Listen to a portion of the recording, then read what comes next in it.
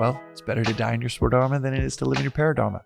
We are back with another reflection on the Daily Vedantic. And today's reflection is on a conversation we recently had in the Venice Vedanta Club here in LA.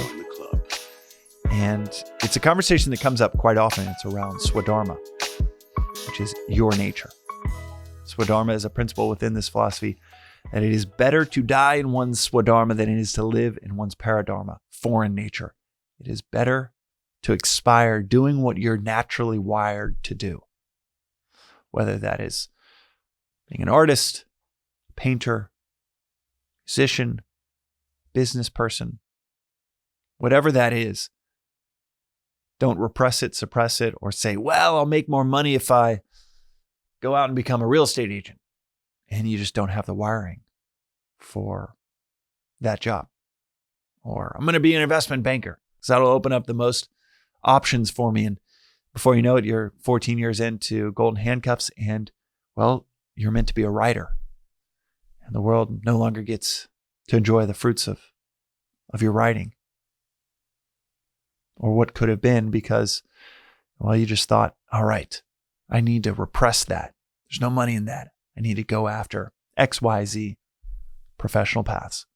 So this philosophy is very explicit to surrender into your Swadharma. And it's one of the highest principles within this philosophy. Because when we surrender into our Swadharma, into our nature, what we're wired for, like I'm wired to talk. I just talk a lot. And I also wired for philosophy. It's kind of all I can think about. So a philosophy podcast for 40 people each episode. That and turning my business podcast, which had a much bigger audience, into a 100% philosophy podcast. Well, it's better to die in your Swadharma than it is to live in your Paradharma.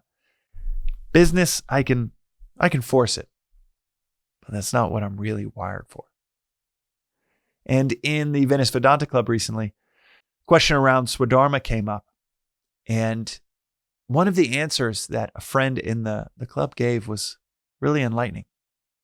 They said that when it comes to exploring what is my Swadharma, Prague in our group, he said, one of the definitions that I love around this topic is, what would you do if the only result of you doing it is that you got to do more of it? There are a few different exercises one can use to discover their Swadharma. One is, what if take the amount of money that would take any obligations that you have in your life or any pursuits, just would completely wipe them off of any worry or concern in your head, double that amount. Let's say you're like, all right, if I had $10 million, then I'd have everything I need. Then go ahead and double that amount. You got $20 million in the bank tomorrow. You could do anything. What would you do? Another mental exercise is, what were you naturally oriented, wired for when you were 5, 6, 7 years old that you loved doing before you started to do the mental calculus of, what should I be doing in order to get everything from the attention of the other gender to financial prosperity and what the world tells me I should be doing? What did you do at 5, 6, and 7 that you just love doing? Another mental exercise is, what do you do today or have done in the last decade where you completely lost track of time every time that you just sat down to do it? Where it felt like a pain in the ass if you had to go to a meal, had to go get something to eat because you'd rather be doing that thing. Those are good mental exercises for your Swadharma, what you're naturally wired for, where the marble would naturally fall at the bottom of a bowl with the least friction, the least energy needed to activate you to do that thing. And there might be more commercial applications of that thing that you're wired for. There might be less, to where maybe you really want to be a starving artist, or maybe your amazing sense of design make you a great architect where you're able to make a 7-figure income. The financial side of it, that's its own equation for whatever life you want to take up. But this Swadharmic equation, what you're wired for, it's of profound importance in our lives. Because when we surrender into that, our entire community benefits. And where this exercise and what one of the members of the Venice Vedanta Club, the answer that he gave of what would you do if the only result of you doing it is that you got to do more of it. Such a beautiful articulation for that inner exploration of what is it that you love to do just for its own sake. Disconnecting and detaching us from any fruits of that labor. And this maps really well to this concept I've been thinking about lately around reorientation away from productivity, where the pursuit is, what is the product on the other side of my activity? And the healthier approach to anything that we pursue, which is processtivity. This term doesn't exist, so I'm making it up here. But this concept of processtivity is where you concern all of your activity, all of your thoughts around the process. This is a common adage within sales teams or startups, and I know this quite well from everything from pursuing a high level of achievement in sports or building companies over the last 15 years. It's to fall in love with the process and let the results take care of themselves. This is crystallized even further in the Vedantic philosophy, where it says, the fruit of your labor is not yours. And the mere thought of the fruit of your labor, this comes from the Bhagavad Gita, the mere thought of the fruit of your labor will corrupt the action itself, will minimize the fruits that are born for your entire community to enjoy. The fruit from a tree is not for the tree. It's for those around it to pick up, grab, a deer to pick up an apple, go a few feet, the seeds fall on the ground. It's not for the benefit of the tree, and our work is quite similar. There will be fruits, but the fruits are not ours. And the mere thought that those fruits, if we could sell this company for this amount, it undermines our action. It minimizes the fruit that gets born. Who knows what could have been when we're obsessed on what I get out of it. And there is this obsession around the world around productivity. I know this quite well from Magic Mind, where our old tagline was the world's first productivity shot. And now it's the world's first mental performance shot. As we distance ourselves from productivity, where it's all about the product on the other side and as many products as possible. This reorientation towards process, I feel like it just needs a new term, where we are disconnecting from the products we're producing, which, by the way, I know sounds scary. How will the products be any good unless you're thinking about the product?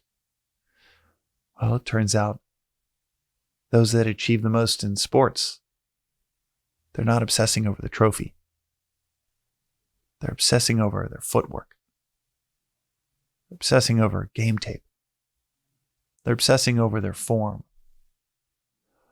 Millimeters of improvement over time, stacking good days on good days.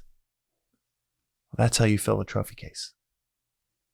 That has been time tested and consistent from every major winner, talking about the obsession over the process.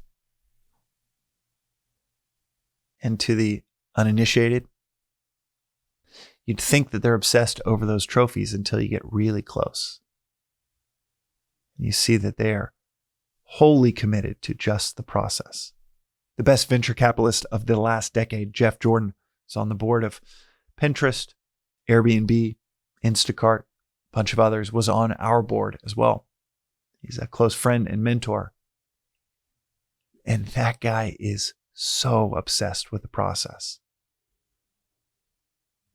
So obsessed with the process, he was an executive at PayPal, and he was the first recruited COO for Facebook by Mark Zuckerberg, and he ended up turning that down before they ended up giving that to Sheryl Sandberg.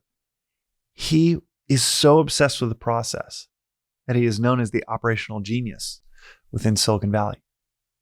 And within our company, he was so fascinated, not fixated. It wasn't like a top-down, really hardcore operator. It was more like a true fascination with each aspect of the business.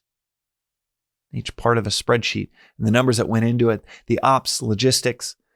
He just was fascinated with all of it. And it's no wonder that he ended up investing in 3 of the biggest companies of the last decade globally. And is, performance-wise, best VC of the last decade. But what is so interesting is he probably paid as much attention to the IPO of these behemoths, Airbnb going public for $100 billion. He probably paid as much attention to that as he did to a spreadsheet with a wrong number a decade before. That amount of fascination with the process, with the pieces, and that zone of genius of knowing where he fit in, that made him the best at what he does. The quality of the output is easily undermined by the lack of quality of the inputs. That's the case for anything we pursue. That's the case for any manufacturing plant. The quality of the output is undermined by a lack of quality of the inputs, and vice versa. The high quality of the inputs directly corresponds to the high quality of the outputs. Fruits of our labor, they are not ours. And it corrupts the fruits that we have to offer to the world when we obsess over them. But what fortifies those fruits, what amplifies our efforts, what amplifies and reinforces what we can offer to the world, what amplifies it is an obsession over the process, a fascination, a wonderment in every tiny little detail, because it aligns with our Swadharma, our nature. And when we align with that, we end up aligning with what nature wants of us, for what we can uniquely offer.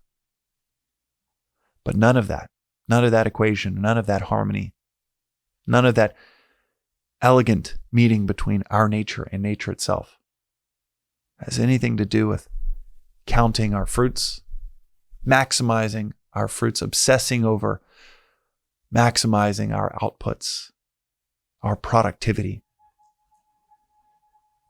And in actuality, when it comes to those that achieve the most in their fields, in stark contrast, it comes down to where they place their attention, not on a final product, but on the process. That's today's reflection on the Daily Vedantic. We'll see you next time.